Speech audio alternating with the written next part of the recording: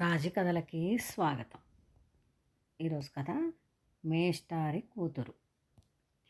జొన్నలగడ్డ రామలక్ష్మి గారు రచించారు. పార్ట్ 1. కడుపులో ఎలుకలు పరిగెడుతున్నాయి నాకు. అప్పటికి పట్నం వచ్చి 10 రోజులైంది. నాన్నగారి స్నేహితుడు ఒక ఆయన ఉద్యోగం ఇప్పిస్తానని పట్నం రమ్మంటే వచ్చాను. తీరా చూస్తే ఆ కంపెనీ వ్యవహారం అంతా తిరకాసుగా ఉంది. సరాసరి నన్ను స్మగ్లింగ్కే ఉపయోగించుకోవాలనుకుంటున్నారు వాళ్ళు. నాన్నగారి స్నేహితుడికి ఇది చెప్పాను. ఆయన నవ్వి, వాళ్ళు నీకు జీతం ఇస్తారు, నువ్వు పని చేస్తావు, నీ పనిలో తప్పుంటే అది నీది కాదు వాళ్ళది అన్నాడు. తప్పు గురించి కాదండి, జైలు పాలైతే అన్నాను. ఆ కంపెనీ ఉద్యోగుల్లో జైలు పాలైన వారెవ్వరూ లేరు, ఆ విషయం నీకు హామీ ఇవ్వగలను అన్నాడు ఆయన. ఇంకో ఉద్యోగం ఏది దొరకదా అన్నాను నిస్పృహగా. ఇది చాలా మంచి ఉద్యోగం, ఊళ్ళో నీకు పలుకుబడి ఉంటుంది, జీతం బాగా వస్తుంది అన్నాడు ఆయన. తక్కువ జీతం వచ్చినా పలుకుబడి లేకున్నా బాధ లేదు, ఇంకో ఉద్యోగం దొరికే అవకాశం ఉందా అని అడిగాను. ఆయన ముఖం ఎర్రబడింది. ఇది నేను నీకిప్పించగల ఉద్యోగం, దీనికి బోలెడు పోటీ ఉంది. మీ నాన్న నాకు స్నేహితుడు కాబట్టి సాయంగా నీ పేరు రికమెండ్ చేశాను. ఇంకో ఉద్యోగం కావాలంటే నీ ప్రయత్నం నువ్వు చేసుకో. అలాగే ప్రయత్నిస్తాను అన్నాను. ఏమనుకున్నాడో ఆయన. ఒక్క నిమిషం ఆగు, మీ నాన్నతో ఫోన్లో మాట్లాడుతూ కానీ అన్నాడు. ఆయన మా ఊళ్ళో నాన్నగారు పనిచేస్తున్న ఆఫీస్కు ఫోన్ చేసి విషయం విపులంగా చెప్పి, మీరు మీ అబ్బాయితో మాట్లాడతారా అన్నాడు. తర్వాత ఫోన్ నాకు అందించి, మీ నాన్న నీతో మాట్లాడతాట అని చెప్పాడు. ఫోన్లో ప్రారంభిస్తూనే, వెధవ కబుర్లు చెప్పక వెంటనే ఉద్యోగంలో చేరు, లేకపోతే మళ్ళీ నా గడప తొక్కక్కర్లేదు అన్నాడు నాన్నగారు. నేను నాన్నగారికి ఉద్యోగం గురించి వివరించాను. అన్నీ తెలుసు నాకు. ఈ రోజుల్లో ఎవరూ మడిగట్టు కూర్చోవడం లేదు. తెలివి తక్కువగా ఆలోచించకు. నేను చెప్పింది గుర్తుంది కదా. ఉద్యోగంలో చేరకపోతే ఇంటికి రానక్కర్లేదు. నేను ఫోన్ పెట్టేశాను. ఏమంటున్నాడు మీ నాన్న అన్నాడు ఆయన. నేను నిజం చెప్పాను. మీ నాన్న నీ బాగు కోరి అంతా చెప్పాడు. నిజమే, కానీ నాకు కొన్నాళ్ళు గడువు కావాలి. సరే, 10 రోజులు గడివిస్తున్నాను. ఆ తర్వాత ఉద్యోగం వేరెవరికో వెళ్ళిపోతుంది. థ్యాంక్స్ అన్నాను. ఆయన వెంటనే, ఎక్కడుంటావు ఇన్ని రోజులు? మా ఇంట్లో ఉండు అన్నాడు. ఇప్పుడు మకాం మారిస్తే నా స్నేహితుడు నొచ్చుకుంటాడు. అవసరమైతే తప్పకుండా మీ ఇంటికే వస్తాను అన్నాను. ఆయన నొక్కించలేదు. నిజానికి ఊళ్ళో నాకే స్నేహితుడు లేడు. బాగా దూరపు బంధువులింట్లో మకాం పెట్టాను. వాళ్ళ పరిస్థితి ఆర్థికంగా బాగాలేదు. నేను వారికి భారమే. అయినా అక్కడున్న స్వేచ్ఛ నాకు నాన్నగారి స్నేహితుడింట్లో కనబడలేదు. అంతస్తుల్లో ఆయనకు నాకు చాలా భేదం ఉంది. అలాంటి భాగ్యవంతుల ఇంట్లో నేను తేలికగా ఇమడలేదు. నా బంధువులకు నేను భారం కాకూడదన్న ఉద్దేశంతో రోజూ బయట ఏదో గడ్డి తిని స్నేహితులింట్లో భోంచేస్తున్నట్లు అబద్ధం చెబుతున్నాను. అలవాటు లేదని అబద్ధం చెప్పి కాఫీ టీలు కూడా తాగడం లేదు. ఆ విధంగా చేయడం వల్ల వాళ్ళు గిల్టీగా ఫీల్ అయ్యి నన్ను అభిమానించడమే కాక ఎన్నాళ్ళైనా తమ ఇంట్లో ఉండవచ్చునని మనస్ఫూర్తిగా అన్నారు. నేను ఉద్యోగం కోసం తిరుగుతున్నాను. రికమెండేషన్ ఉన్న ఉద్యోగాలు దొరకని ఈ రోజుల్లో ఒంటరిగా నేను ప్రయత్నిస్తే ఏం దొరుకుతుంది? నాకు నాన్న అన్న మాటలకు పట్టుదల వచ్చింది. అందుకే మానాభిమానాలు విడిచి తెగ తిరిగాను. ఫలితం కనబడ్డం లేదు. డబ్బైపోయింది. ఇప్పుడు నాకు ఇంటికి వెళ్ళాలన్నా టికెట్ డబ్బులు లేవు.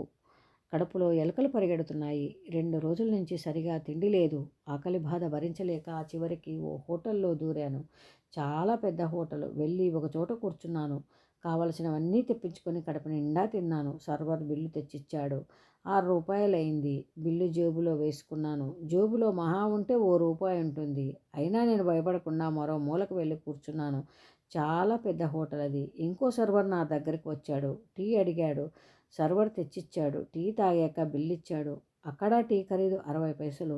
జేబులో 60 పైసలకు పైనే ఉంది. కౌంటర్లో బిల్లు చెల్లించి బయటపడ్డాక తేలిగ్గా ఊపిరి పీల్చుకొని ఈ రోజుకు ఆకలి గండం గడిచింది అనుకున్నాను.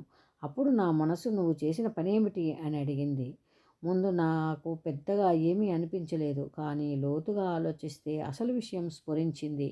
ఈరోజు ఆకలి బాధకు తాళలేక నేను మోసం చేసి హోటల్లో టిఫిన్ తిన్నాను. అంటే నేను తిండి దొంగతనం చేసినట్లు లెక్క. ఒకరోజు ఆకలి నన్ను దొంగన చేసింది. ఈ ఆకలి ఇంతటితో నన్ను వదిలిపెట్టదు. ఈరోజు చిన్న దొంగతనం, రేపు పెద్ద దొంగతనం. ఇంతకంటే ఆ ఉద్యోగమే మేలు కదా అంది మనసు. అక్కడైతే కనీసం నేను నా కోసం తప్పు చేయడం లేదు. ఉన్న బాధల్లా ఒకటే. చిన్నప్పుడు మా ఊళ్ళో నాకు రామయ్య మేస్టారు చదువు చెప్పారు. ఆయన పూర్తి పేరు సీతారామయ్య.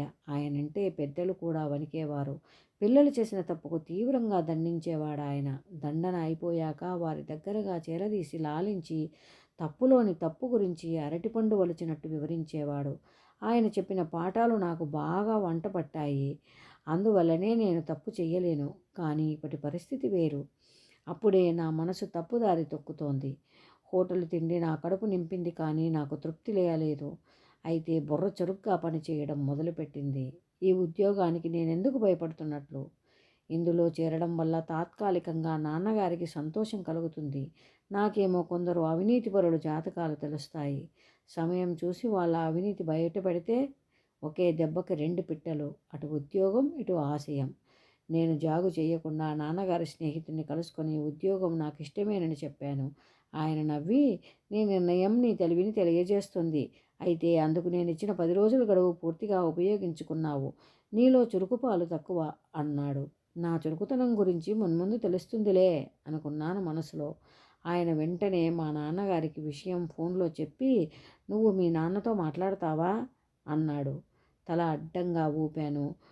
కొడుకు అవినీతికి పాల్పడలేదని, గుమ్మం తొక్కవద్దని శాసించారు నాన్నగారు. అటువంటి తండ్రి ఇంటి గుమ్మం మళ్ళీ తొక్కకూడదనే నాకు అనిపించింది. ఉద్యోగంలో చేరాక వారం రోజులు మామూలుగా గడిచిపోయాయి. అనవసరంగా నేను ఆవేశపడ్డానా అన్న అనుమానం కూడా కలిగింది. అయితే 8వ రోజున నన్ను బాస్ పిలిచి, ఈరోజు నువ్వు మన మెయిన్ బ్రాంచ్కి వెళ్ళి గోవిందరాజుల్ని కలుసుకోవాలి. ఆయన నీకు అప్పగించిన పని శ్రద్ధగా చేయాలి అన్నాడు. బుద్ధిగా తలూపాను. ఆఫీస్ కారులో మెయిన్ బ్రాంచ్కి వెళ్ళాను. సరాసరి గోవిందరాజులు గదికి వెళ్ళాను. అది ఎయిర్ కండిషన్ల గది. గదిలో ఉన్నాడు గోవిందరాజులు. నేను వెళ్ళేసరికి అటు ఇటు పచార్లు చేస్తున్నాడు అసహనంగా. నన్ను చూడగానే గుడ్ వచ్చావా అన్నాడు. చెయ్యెత్తు మనిషి, దబ్బపండు ఛాయ, 50 ఏళ్ళుంటాయేమో. ఫుల్ సూట్లో చాలా అందంగా ఉన్నాడు. చూడగానే ఎక్కడో చూశాననిపించింది. నేను చెప్పే పని శ్రద్ధగా వినాలి, తెలివిగా చెయ్యాలి. నువ్వు కొత్తగా ఉద్యోగంలో చేరావు కాబట్టి చెబుతున్నాను. ఒక విధంగా ఇది నీ నిజాయితీకి పరీక్ష లాంటిది. పోలీసులకు పట్టుబడ్డావనుకో, నేరం నీ మీదే వేసుకోవాలి. అప్పుడు కంపెనీ నీ తరపున పనిచేసి నిరపరాధివని రుజువు చేస్తుంది. నేరం కంపెనీ మీద వేశావనుకో, అది నువ్వు రుజువు చెయ్యలేవు సరికదా. నేరం నీదేనని రుజువై జైలు పాలవుతావు. ఉద్యోగం పోతుంది, భవిష్యత్ నాశనం అవుతుంది. ఇదండి కదా. పార్ట్ 2లో మళ్ళీ కలుద్దాం.